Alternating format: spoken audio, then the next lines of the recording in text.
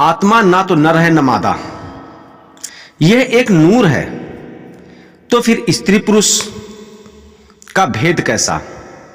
इस संसार में स्त्री पुरुष कैसे बनते हैं? इस समस्त सृष्टि में लिंग भेद कैसा? चाहे फिर जीव जंतु हों या फिर कोई भी हो, यह नर मादा कैसे हो जाते हैं? भाई आत्मा तो सिर्फ एक नूर है, उसमें कोई भेद नहीं है, वह समान है और सब में समान शक्ति है, सब में समान एनर्जी है, सब में समान प्रकाश है। तो फिर यह भेद कैसे हो जाता है? किसी में कम बुद्धि है, किसी में कम विवेक है, किसी में कम सोचने की क्षमता है। यह बहुत बड़ा अद्भुत रहस्य है, आज इस पर चर्चा करेंगे। यह आत्मा परमात्मा का अंश है। जब परमात्मा का अंश है तो इस आत्मा में और परमात्मा में कोई भी भेद नहीं है। यह ठीक उसी प्रकार से, उसी के समान शक्तिशाली है जब उसमें मिल जाती है, उस परमपिता परमात्मा को प्राप्त कर लेती है तो ठीक उसी के समान हो जाती है। यदि जल को किसी भी कुएं का, तालाब का, नदी में मिला देते हैं तो वह नदी का ही जल हो जाता है, और यदि वही नदी या कूप का जल, तालाब का जल समुद्र में मिला देते हैं तो वह ठीक उसी प्रकार से समुद्र का जल कहलाता है। यदि समुद्र का जल लेकर के किसी कुएं में मिला देते हैं तो वह कुएं का जल कहलाता है।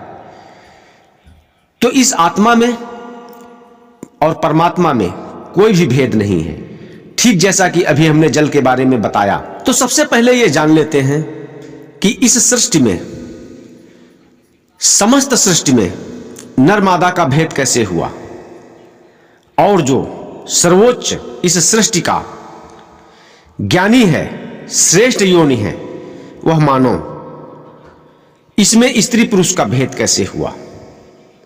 इस गूढ़ रहस्य को जानने के लिए ध्यान से सुने। यह मादा का भेद मात्र परमात्मा की इच्छा है, सृष्टि का कारण है, सृष्टि की रचना का आधार है मादा। यदि मादा ना हो तो समस्त सृष्टि बेकार हो जाएगी। जैसा कि पहले मैंने बताया हुआ था, आप लोगों को, सभी लोगों को ज्ञात है कि यह आत्मा परमात्मा का अंश कैसे बनी। तब मैंने बहुत विस्तार से बताया था। यह सृष्टि का कारण है। जब परमात्मा स्वयं ने अपनी इच्छा व्यक्त की थी, बस वहीं से इसका भेद नर और मादा का प्रारंभ हो गया, क्योंकि यह मादा जो है परमात्मा की इच्छा है। इच्छा रूप यह जो नूर है, यही सृष्टि का आधारभूत माना गया हुआ है।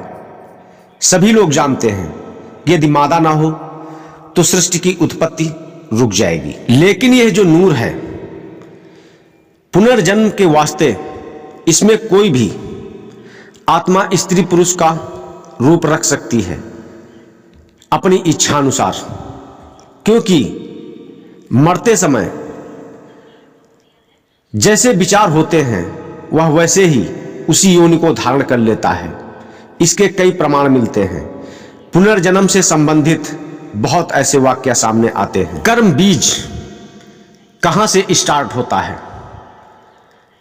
यह जो कर्मों का बीज है,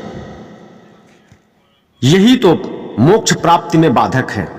जब तक कर्म बीज नष्ट नहीं होगा तब तक इस मृत्यु मंडल के आवागमन से नहीं छूट सकते हैं, इस 84 के चक्र से नहीं बच सकते हैं।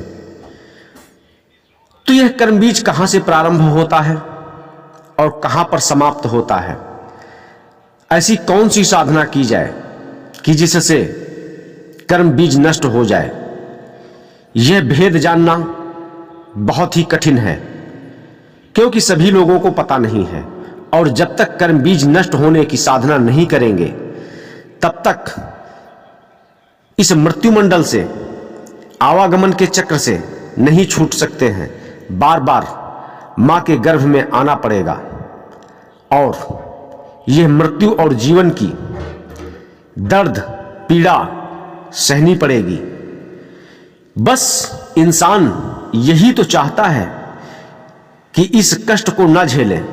मरने से क्यों इंसान डरता है? क्योंकि बहुत पीड़ा होती है, इतनी पीड़ा होती है कि सहन नहीं होती है। इस दर्द से बचने के लिए, इस पीड़ा से बचने के लिए, इस जीवन मरण से मुक्ति पाने के लिए गुरु की तलाश करनी होगी।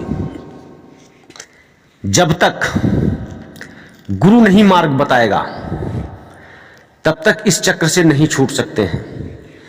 चाहे फिर वेद शास्त्रों के मंत्र या फिर अन्यत्र कितने भी मंत्रों का जाप करें, कितनी भी सिद्धि साधनाएं करें, इस जीवन मरण के चक्र से नहीं छूट सकते हैं। इस चक्र से छूटने के लिए वह विशेष ही मंत्र होता है जो सिर्फ गुरु की कृपा से ही प्राप्त होता है और गुरु की कृपा से इस जीवन मरण के चक्र से छूटा जा सकता है। अपने बल से कभी भी यह हंसा उस अमरलोक, उस सत्यलोक नहीं जा सकता है। चाहे जितना प्रयास कर ले, चाहे जितनी साधनाएं कर ले, चाहे जितना तप कर ले, चाहे जितने शास्त्रों को पढ़ ले, कितना बड़ा ज्ञानी क्यों न बन जाए, कभी भी नहीं होगा। इसका एक दायरा होता है। कर्म बीज मानसरोवर में स्नान करने से ही कर्म बीज नष्ट होता है। ये जो पृथ्वी मंडल पर मानसरोवर है, मैं इस मानसरोवर की बात नहीं कर रहा हूं। यह स्वर्ग वैकुंठ इत्यादि बहुत से लोगों के ऊपर मानसरोवर एक लोक है।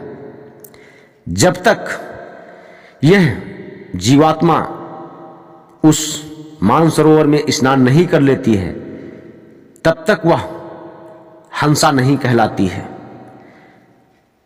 जब वह हंसा स्वरूप धारण कर लेती है तब उसकी विहंगम चाल प्रारंभ होती है, क्योंकि उस परम पुरुष का लोक बहुत दूर है और यदि गुरु है तो फिर पास में ही है, अंदर ही है, बस उसका मार्ग नहीं पता है।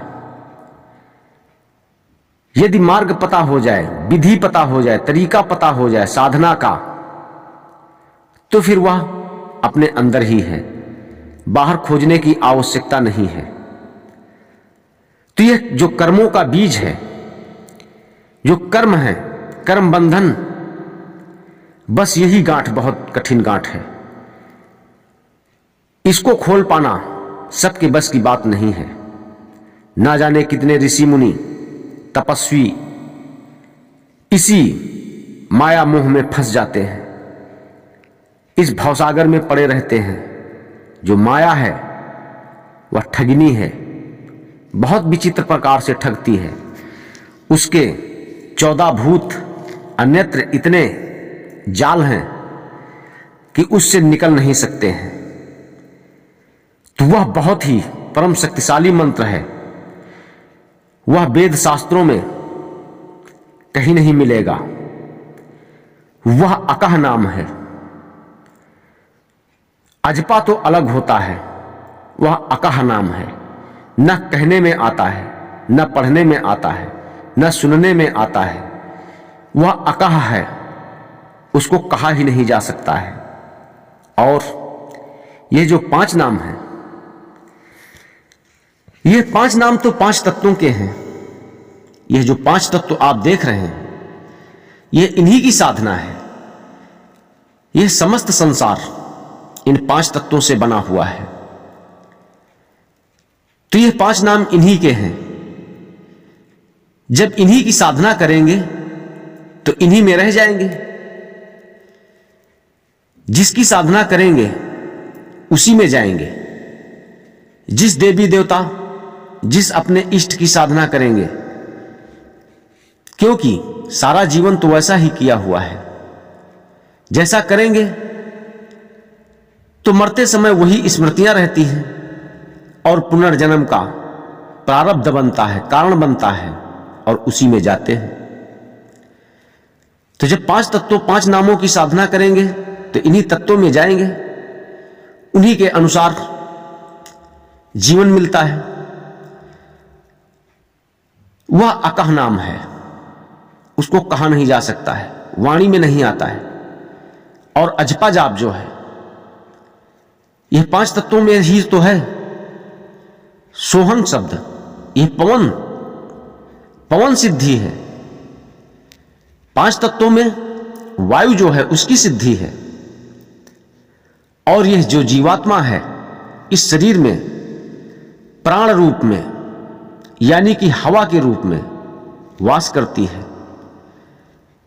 बल्कि यह बहुत बड़ी सिद्धि है। सोहंग शब्द साधना, पवन साधना बहुत बड़ी साधना है।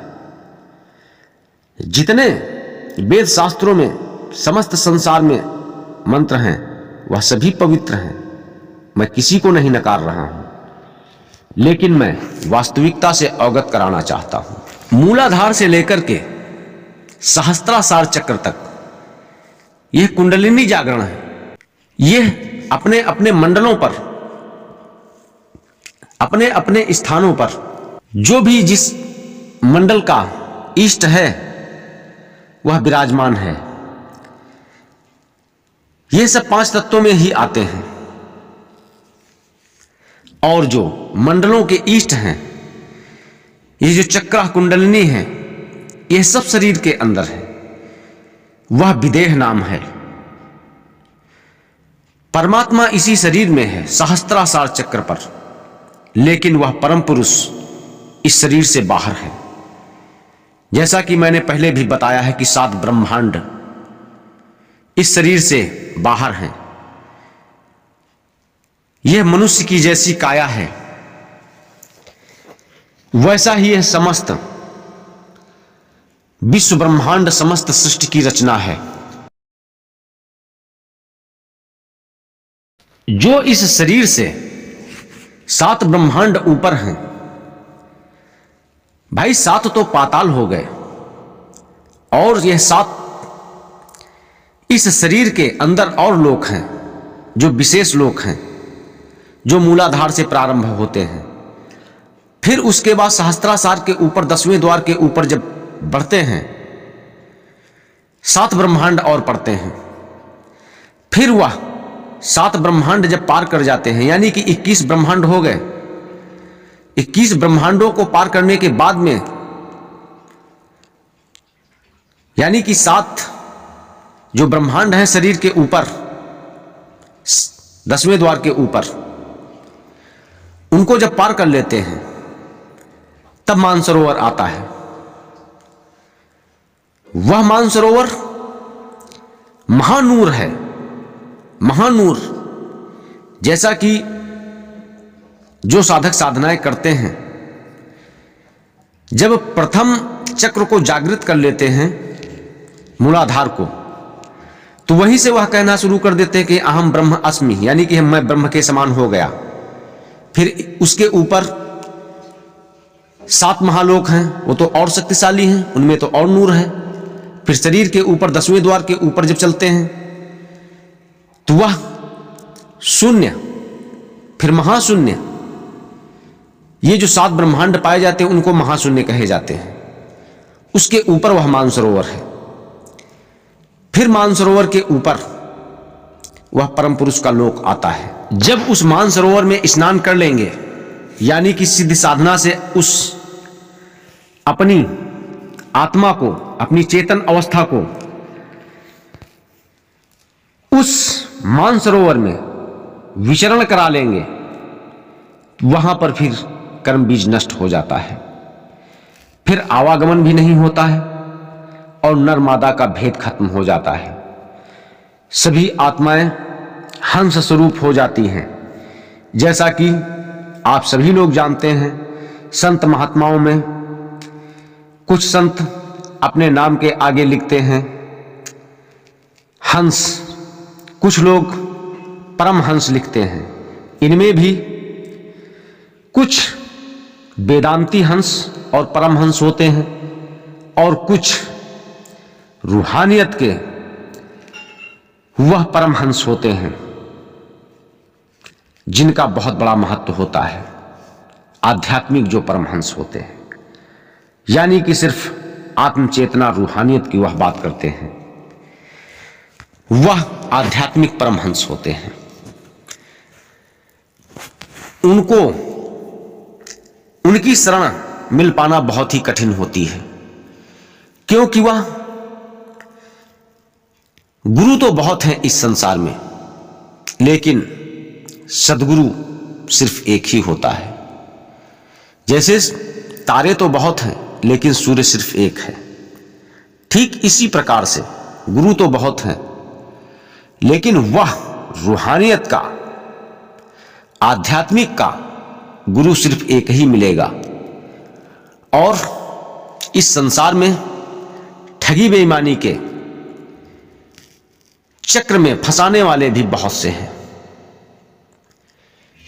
उनसे भी होशियार रहने की आवश्यकता है, क्योंकि वह अपनी स्थिति को इस संसार में धन दौलत के चक्र को बढ़ाने के लिए वह कुछ भी, कहीं से भी कुछ भी करना शुरू कर देते हैं। और यह मानव शरीर बहुत कीमती है, उनको ऐसा फंसा देते हैं कि वह जीवन मरण से छूट नहीं पाते हैं और वह उसी में फंसे रह जाते हैं।